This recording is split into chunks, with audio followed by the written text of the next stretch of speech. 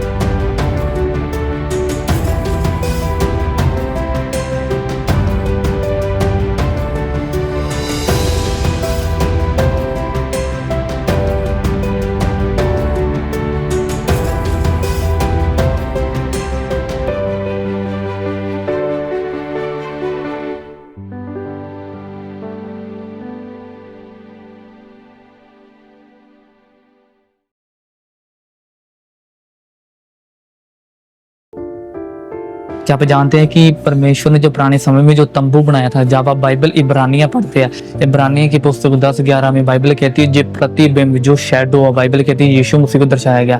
आज हमने ये चीज आपके लिए इसलिए मंगवाई है ताकि आपको प्रैक्टिकल करके दिखा पाए कि पुराने समय में जब परमेश्वर कैसे काम किया करते थे। God bless you church. आज हम आपको बहुत कुछ समझाने वाले हैं और मेरा मानना है कि आज चार ये पर्दों के बीच में आपकी दुनिया छुपी हुई है यीशु मसीह के नाम में।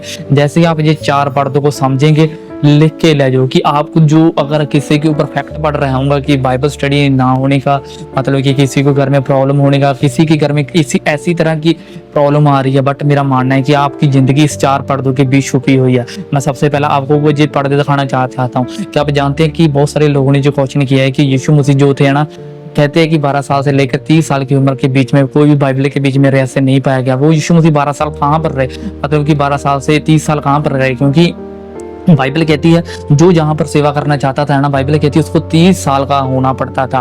फिर बाइबल कहती है जैसे 30 साल का होता था फिर उसको एक पद मिलता था जो लेवी गोत्र से निकलता था। इसलिए याद रखो कि दोस्तों जी परमेश्वर जो है ना, ओल्ड टेस्टामेंट वाला परमेश्वर, वो आज भी ऐसे ही काम करता है जैसे पुराने नियम में करता था। पहला बाइबल कहती पुराने समय भूषकता हो गया, पुजारिया हो गया, जाजका हो गया, महाजाजका हो गया, उसके जरिए काम करता था। पर न्यू टेस्टामेंट में जीसस की गॉस्पेल गुडनेस का प्रचार आ चुका है। पूरी पुराने टेस्टामेंट की जो पूरी हिस्ट्री है इसमें छुपी है, पूरा ओल्ड टेस्टामेंट मैं आपको लिखकर कहता हूं, क्योंकि अगर आपने इस चीज को समझ ले आपकी बाइबल स्टडी बहुत आसान हो जाएगी यीशु मसीह के नाम में। सबसे पहला मैं आपको कुछ पर्दों के बीच में लेकर जाना चाहता हूं। जो सबसे पहला हमारा पर्दा होगा ना, वो होगा कि बिज्जू की खाल। क्या आप जानते हैं कि परमेश्वर ने जब सबसे पहला चार पर्दों के ऊपर एक बिज्जू की खाल रखी थी।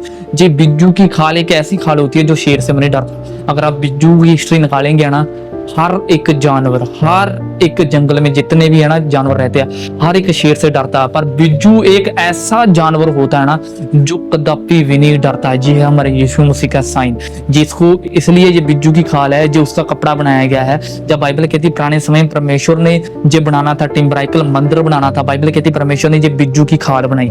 जब बिज्जू की खाल है ना हम देखते हैं तो परमेश्वर ने ये बिज्जू की ऐसी खाल बनाई थी क्योंकि इसका बेनिफिट पता क्या था दोस्तों, कि बेनिफिट ये था कि ये बारिश आवे, हनेरी आवे, कुछ भी आवे, आंधी आवे, आग लग जाए, जो कुछ भी इसको होने वाला नहींगा, क्योंकि इसका परमेश्वर ने तंबू के ऊपर ये चीज रखी थी। इसलिए यीशु को हर वक्त उसने ऊपर रखा है। कोई भी शैतान का आत्मा उनके ऊपर काम नहीं कर सकता यीशु मसीह के नाम में। अगर हम दूसरे में जाते हैं ना, सबसे पहला मैंने आपको समझाया है कि बिज्जू की खाल क्यों रखी गई।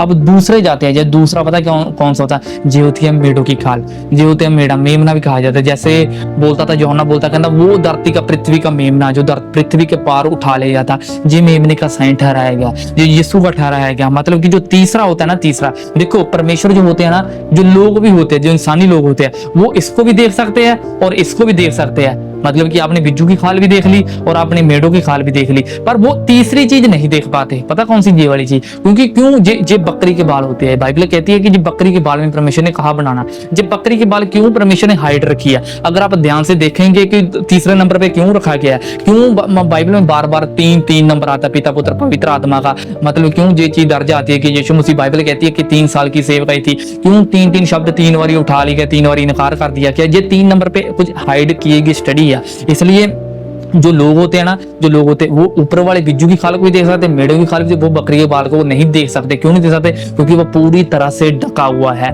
इसलिए मैं आपको कुछ समझाना चाहता हूँ दोस्तों। जब आप है ना, अगर मैं आपको कुछ वीडियो में दिखा रहा हूँ, आप ध्यान से देखो कि जो कोई बिट्स होते हैं, जो मतलब कि मंदिर में आले दुआले जो मतलब खंबे लगे होते हैं ना, अगर आप देखेंगे 10 फीट यहाँ, 10 फीट यहाँ, 10 फीट, अगर आप 10-10 इस खंबे को ना कैलकुलेट करेंगे, आपको 30 निकलेगा। आपको कुछ पता चलेगा ये 30 जो मतलब 30 साल की सेवकाई परमेश्वर ने हाइड करके रखी थी, जहां पर यीशु मसीह के नाम में। अगर आप अभी अब मैं आपको समझाने वाला, बहुत सारे लोगों का मैंने देखा है कि बहुत सारे लोग ऐसे हैं जो मतलब भजन संहिता 91 को हमेशा याद रखते हैं और बोलते हैं मैं परम प्रधान के छाए बैठा रहूंगी। उन लोगों को मीनिंग नहीं पता होता, डीपली मीनिंग नहीं पता होता, पर मैं आपको आज समझाने वाला हूँ। क्योंकि जब आप बकरी के खाल को निकाल देते हैं ना, तो आपको पता चलेगा आगे पता कौन सा आता है। जी अभी जो मैं आपको दिखा रहा हूँ, जब आप जो देख रहे हो ना दोस्तों, ये है कि ये पवित्र स्थान में जो सबसे ऊपरला पर्दा था। अभी अब मैं वीडियो को दिखाऊंगा ना, तो आपको पता चलेगा कि जो ऊपर बना है ना, तो क्रूब बने हैं। क्रूबों के बीच परमेश्वर कहते हैं मैं तुम्हें रखूंगा। अगर आप भजन संहिता में जाते हैं, चलो हम भजन संहिता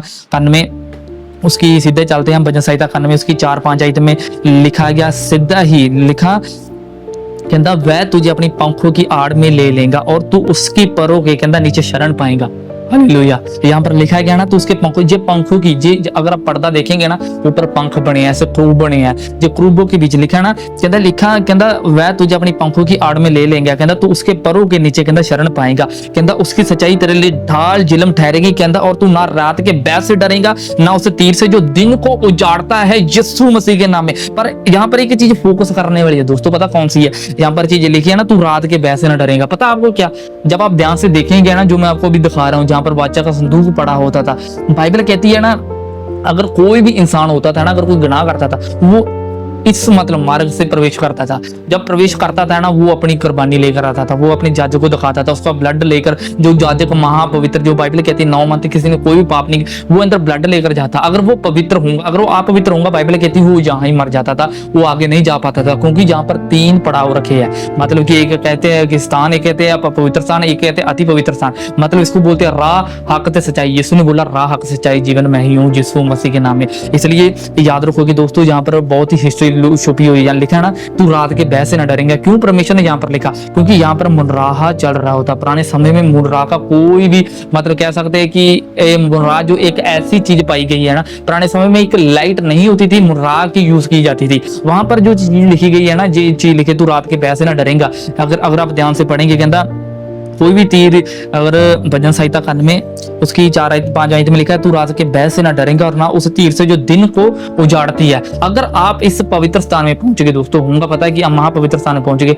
आपका जितना मर्जी बड़ा दुश्मन होगा, जितना मर्जी बड़ी रसौड़ी होंगी, जितना मर्जी बड़ा कर्ज क्यों ना होगा, अगर आप फेलियर होंगे, गुनाह की दुनिया में घूम रहे होंगे, ये बाइबल की स्टडी बताती है कि अगर आप महापवित्र स्थान में पहुंच गए, दैट सेट हीलिंग होंगी, दैट सेट आपका बेटे का वीजा लगेगा, दैट सेट आप जो भी बोलेंगे वो परमेश्वर करके दिखाएंगे यीशु मसीह के नाम में। क्यों मैंने आपको ये चीज बोल दिया कि परमेश्वर यीशु मसीह हमारा ऐसा परमेश्वर था? क्योंकि पुराने समय में जो चीजें थी ना, जो इसी ऊपर टिकी थी। क्या आप जानते हैं कि जहाँ पर जो पर्दा लगाया गया, जो मेन चीज पर्दे के ऊपर है, जहाँ पर जो पर्दा लगाया गया ना, अगर आप देखेंगे, जब बाइबल कहती है यीशु क्रूस पे चढ़ा था, बाइबल कहती है मंदिर का पर्दा ऊपर से नीचे तक फट चुका था। ये वही मंदिर है दोस्तों, यही मंदिर है। बाइबल कहती है यहाँ पर वही लोग जाए जाते थे पुराने समय में, जो बहुत पवित्र होते, जो बहुत हॉलीनेस होते थे। पर न्यू टेस्टामेंट में मेरे दोस्तों, वो यीशु मसीह ने अब जो टीचिंग पुराने समय में 4 पर्दों के ऊपर टिकी थी, अब न्यू टेस्टामेंट की गॉस्पेल की स्टडी 400 समाचार के ऊपर टिकी है। मत्ती, मरकुस, लूका, यूहन्ना। अब पूरा का पूरा दृष्टांत मत्ती, मरकुस, लूका और यूहन्ना में है। अगर आप ध्यान से समझेंगे,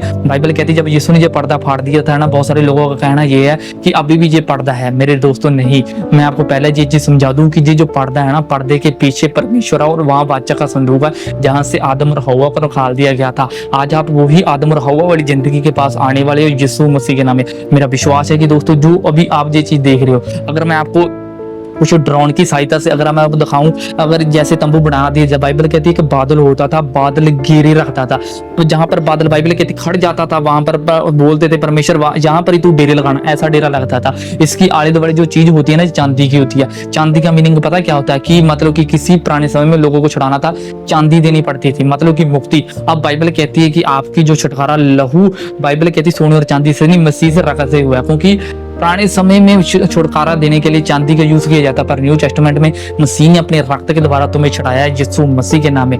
अब जो मजे की बात जो अभी मैं आपको दिखाने वाला, क्योंकि जो आले दुआले इसके डेरे लगते थे ना, अगर आप देखेंगे इजराइल के जो 12 गोत्र थे, मतलब आधे इधर को आधे इधर को आधे इधर को, अगर आप ऊपर से देखेंगे आपको पता चलेगा ये पूरा का पूरा दृष्टांत क्रॉस बन रहा है। हालेलुया। ये परमेश्वर की एक अद्भुत दुनिया है, जो परमेश्वर सिर्फ यही चाहता है कि आप सिर्फ मसीह को देखो, क्योंकि मसीह के बीच ही चंगाई है, मसीह के बीच ही दुनिया, मसीह के बीच ही छुटकारा, मसीह के बीच ही आपका सब कुछ है यीशु मसीह के नाम में। अगर बाइबल कहती है इन चीजों को भूल कर है ना दूसरी चीज की खोज में लग रहे, तो बाइबल कहती है फिर वो हाल होगा जो पुराने समय में जैसे यीशु मसीह से जाए एक दुष्ट आत्मा होती है, जब किसी से निकाल दी जाती है, जब बाइबल कहती है उसको फिर से वहां पर नहीं पाती, बाइबल कहती है आगे पहला वाला सत्यानाश कर पाती है। ऐसा होता है जब लोग अनुग्रह जो मतलब जी ऐसी टीचिंग के अधीन नहीं रहते, बाद में उन लोगों को चीज होती है। अगर आप, मेरा मानना है कि अगर आपकी लाइफ में कोई भी प्रॉब्लम है, मुसीबत है, आप इस चीज को याद रखो, परमेश्वर आपको बहुत ज्यादा बढ़ाएगा इस चीज के जरिए, इस अनुग्रह की टीचिंग के जरिए यीशु मसीह के नाम में। जो मजे की बात पता क्या थी,